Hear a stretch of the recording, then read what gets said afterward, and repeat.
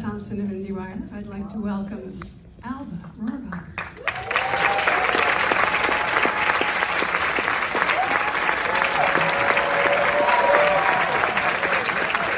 And Angelina Jolie.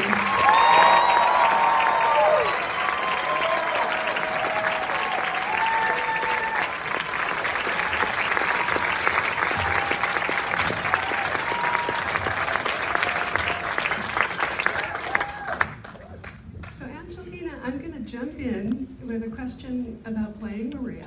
Okay.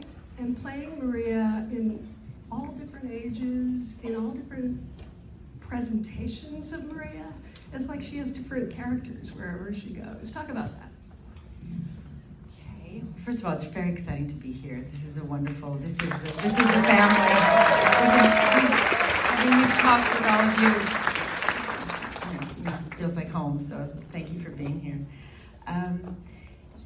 She did play so many characters. I think the character I went for first, and many of you will understand this, is I thought we all know her, we've seen her on stage, and we've seen pictures of her.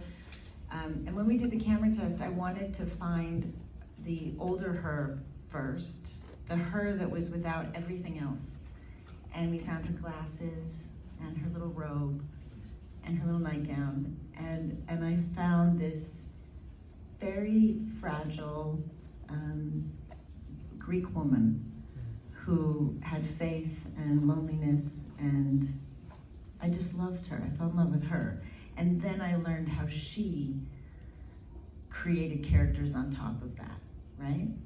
Because she and I were doing the same thing. She was becoming Tosca. She was becoming the public Maria Callas. She was becoming, but she was who I had to find first because she wasn't known yet.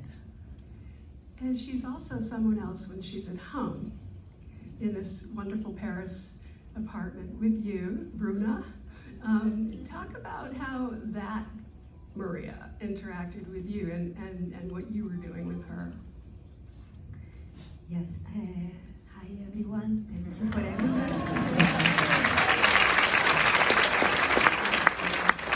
Yes, what I can say only one thing, that I found the truth of Bruna thanks to Maria, thanks to Angelina, because she was so involved in the character. She was Maria. So we arrived in this apartment in Budapest, which was Paris somehow, because magically, no, really, we were somewhere else in Budapest, but I had the feeling.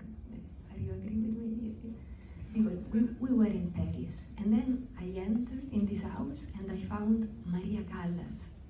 No, now I know Angelina, but I met Maria, and immediately the reaction that I have as a character found the ground, the basis, the truth, and I started to build my Bruna, thanks to you.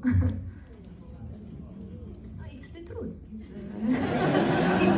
It's not just I want to say because it's beautiful to say, but it's the reality. I mean. So how did you and Pierfrancesco and Angelina, how did you find that dynamic that the three of you had inside the apartment? Very strange. It was as natural as you mentioned, because I felt the same way.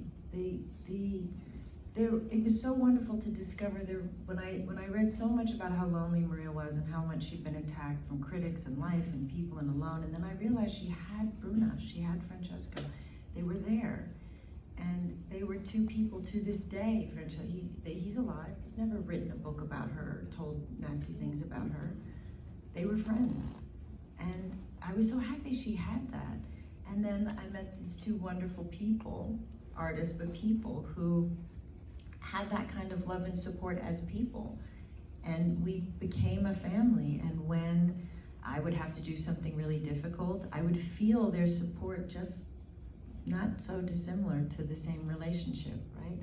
And when I was being completely insane, I knew that they were, finding it like, well, this is our crazy family, and here she goes again. And that was kind of, there was freedom to be what we all needed to be, because there was a lot of love and respect under it all. And I'd like to believe that the real 3 was very similar. Yeah, I think they were similar. Yeah. Any rehearsals? We should pretend we did. I rehearsed a lot with the dogs. I'll say that. I was sent to singing, opera, Italian, and dog rehearsal. And I did omelette. She did also. omelette. It's true. Again, it's true. So you had to cook an omelet while she's singing to you. Yeah. You learned to flip, and then you got the double flip. It was very impressive. So I want to know more. I know this is geeky. I want to know more about the apartment, the details of it, the set, all the how did, you know, all the different little props and the clothes and everything that was in there. Everybody, Pablo is such an amazing director, and the whole team, everyone was there was so much research and respect. So everybody loved it. They were excited about things that we would find about her, things that she did when we were recreating, but there was a lot of love and fun and freedom. The apartment, they found an old place in a building and they recreated the whole apartment so we could live in the apartment, which I think makes such a difference. It wasn't in a soundstage and it wasn't one room at a time. We could hang out and move around and be in our kitchen and be in the bedroom and you know, it was home, and that does make all the difference, I think. So your character, Maria, is taking a lot of drugs. She's got a cocktail thing going, and you guys are all aware of it, and she's like lying to you the whole time, and you're, you know. So why were those drugs so important to Maria? What was their purpose, their real purpose? Well, from what I understand, she had many very serious health issues. When she talks about being a purple frog and being swollen, that's something very real. She took steroids. She had to take lots of medication. She was sick often and missed performances because she was sick, and sometimes she'd miss performances and people would throw things at her and call her names, and she was actually sick. She also couldn't see. We looked at those prescriptions and we talked to an optometrist, and he said this woman was almost blind. So you realize then this young girl goes into a conservatoire and she needs to prove that she's the best and she can be on stage and she can't say, and I need my glasses, please, right? So she memorizes everything. And there's an interview where she says, well, I couldn't see the conductor. So Maria probably couldn't even see the expression of the actor across the stage. So what she had to memorize, what she had to do what she did, was exceptional. But she had a lot of people in her life that were unkind to her. Her mother was very unkind to her. She had very few people who were, when she was at her top, people were nice to her, and if she just failed a little bit, she was sued, she was attacked. La Scala sued her mother, the critics, she went to try to sing again, and they were so unbelievable. You can look it up. They're so unbelievably mean. So I think, yes, towards the end of her life, I think she was doing drugs. It was the 70s. So not as unusual, maybe. But, because I remember realizing that Mandrix is Quaaludes. So she was, and I did find it kind of interesting that, you know, what would Maria see, and you know, this is what she would imagine, or the life in her mind. But a lot of it was, I think, to escape the pain and to try to, like, you know, make some sense of all that she was going through, really. I wondered how much of it was about trying to sing again, like really pumping herself up at a risk of really losing her health. Yeah, I mean, I think that's what, there's a lot of truth to that. She knew that her body was very, very fragile, and she knew when she pushed herself that she had a weak heart. She knew her diseases. So yes, it's not a huge stretch to say that her deciding to push was dangerous for her, but it was her life. So it was her, you know, what she lived for. So Mandrax, is that what it's called? So that allowed you, the character, to be interviewed and to tell a whole other story, to go back in time. That was a great way to structure the screenplay. Stephen Knight. Smart man.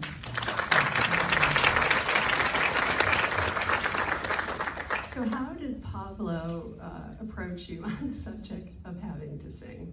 What was, some of it was a little, some of it was a lot. I mean, you didn't know, right, how far you would have to go at the beginning? Well, at the beginning, and I think you all understand this, and the director says, "Can you sing?" And you say,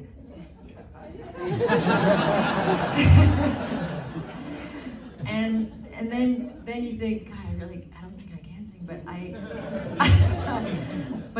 it's movie singing, right? So it'll be okay. And then you start to realize, then I started to realize that Pablo grew up on opera. And he said to me, I can't stand it when I see people fake sing, and I can't stand, and especially opera, you can't fake opera because every part of your throat, every movement of your mouth is so specific, and so, you know, you will be singing. And he said, I've met a few different coaches. You're gonna start with this singing coach. You're gonna start with breathing, you're gonna start this, then you're gonna do Italian for a few months to get all of it down perfectly. Her accent was perfect. Then you're gonna do opera for 4 more months until you can, but you know, what a gift. That's what we love, to be able to perform, right? I had 7 months of classes with extraordinary people. How lucky am I that I got to perform? So in that wonderful scene with the omelet, you're singing badly, right? Are you? And you're lying to her that she's singing wonderfully. So explain how some of it's your voice and some of it is not your voice. Well, it's a mix. It's funny, somebody said to me the other day, and they thought they were being rude to me. They said, so when it's like singing badly, it's more you? And I said, if I'm accepted as a bad Maria Callas, that's fantastic. That's the greatest thing ever.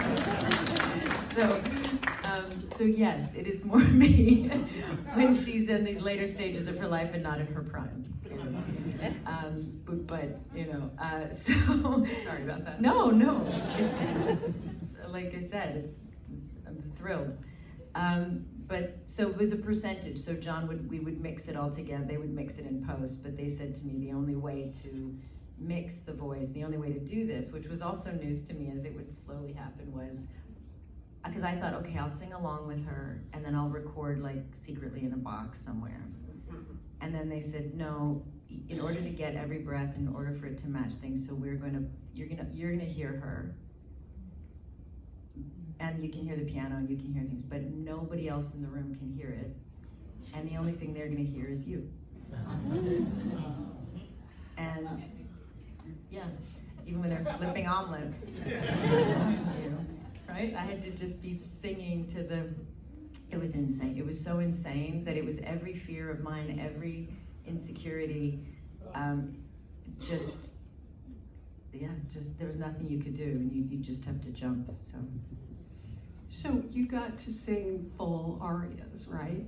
Did they use everything you did? No. We did, because when even you see a piece of Tosca, we did the whole aria on stage. We did the whole performance, we did the whole thing, and then we just used a piece, but we performed that whole piece. Yeah. It's somewhere. It'll surface.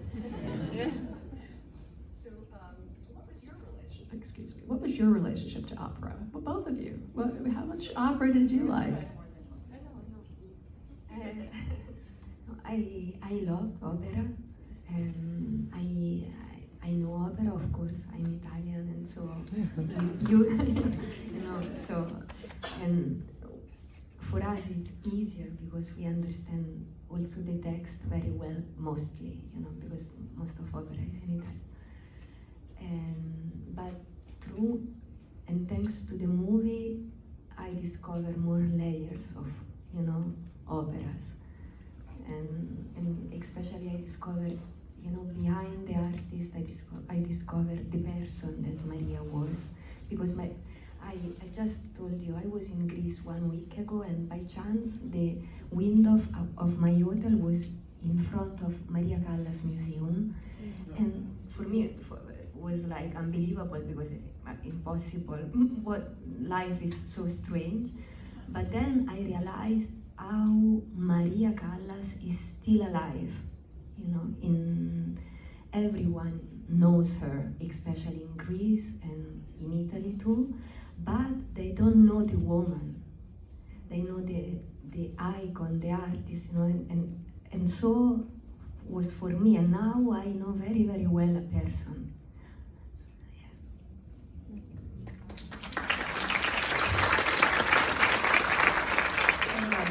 Angelina. Well, I'm American, so different relationships. I had more to learn, but I was taken to the opera a few times growing up, and I didn't understand or I think absorb it the way, but I recognized it as a very different art form. I could feel it differently. I knew that it was something more than the art forms I had known and that I had studied. It was something else, and it was another. But no, I had to really get to know it. And I think one of the things that is important to Pablo and was important to Maria is she didn't want opera to be elitist. She wanted it to be perfect. She was a perfectionist. She loved it. She was a technician. But she wanted she was excited for there to be pieces that were popular and for people to come and enjoy it. She wasn't trying to make more distance, and she didn't want it to be just this elitist art form, which it's not, and it's not how it started. So I think Pablo was very conscious of that he wanted the film to say, not, well, this is a film, and if you don't know opera, you know, he wanted you all now know more opera than you did a few hours ago, maybe, and maybe you like it. Maybe there's parts of it you're going to explore, and it's for you to enjoy. And there are things within the film that if you know opera, maybe you'll watch it a second time, you'll see that there's a reason why each piece shows up exactly when it does. Because, as he says, she's like the sum of her tragedies that she played, so there's a reason why each is exactly where it is in the narrative.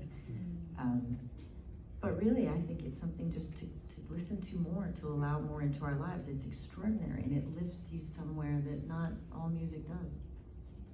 On that note, thank you.